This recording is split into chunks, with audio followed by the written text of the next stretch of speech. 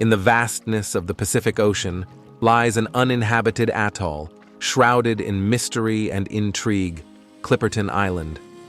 A place so isolated, so forgotten, that it has borne witness to centuries of piracy, political conflict, and even tragedy. Named after an English pirate, John Clipperton, this isolated atoll served as his rumored hideout in the early 18th century. Clipperton himself was a privateer turned pirate, once hired by the British Crown, but eventually choosing the life of a renegade on the high seas. Legend has it that Clipperton used this remote island as a base for his raiding activities, far from the watchful eyes of colonial authorities. But was this mysterious atoll truly a pirate's lair, or has history simply woven its own tale?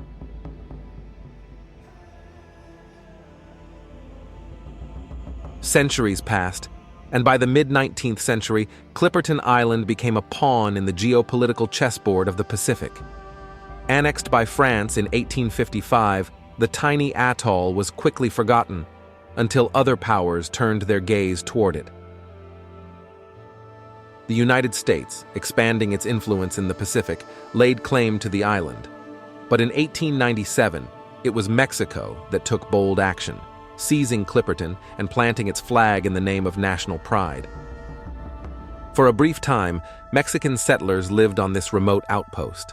However, the harsh environment and lack of resources would soon turn their dream into a nightmare. Between 1897 and 1917, Clipperton became the site of one of history's lesser-known tragedies. Mexican soldiers and their families, left to fend for themselves in the unforgiving environment, faced starvation, disease, and isolation. The final chapter of their stay was marked by desperation, violence, and death. When a rescue mission finally arrived in 1917, only a handful of survivors remained. Their ordeal was over, but Clipperton's legacy as a place of sorrow had been written in blood. During the following year, the majority of the population died of hunger and scurvy. It is difficult to imagine the physical and especially mental conditions of the sparse population of the island.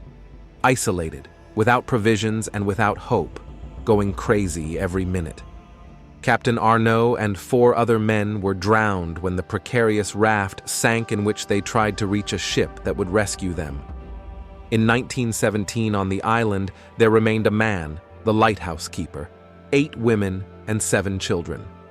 The lighthouse keeper, a man named Victoriano Alvarez, ended up going crazy, as other men had done on the island before him, and after proclaiming himself King of Clipperton, proceeded to embark on an orgy of rapes and murders that ended the lives of 4 women.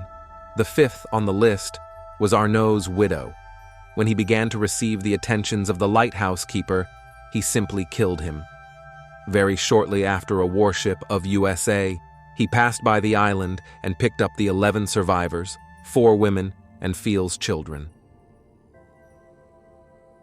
After years of conflict and competing claims, it was clear that the question of Clipperton Island's sovereignty needed to be settled once and for all.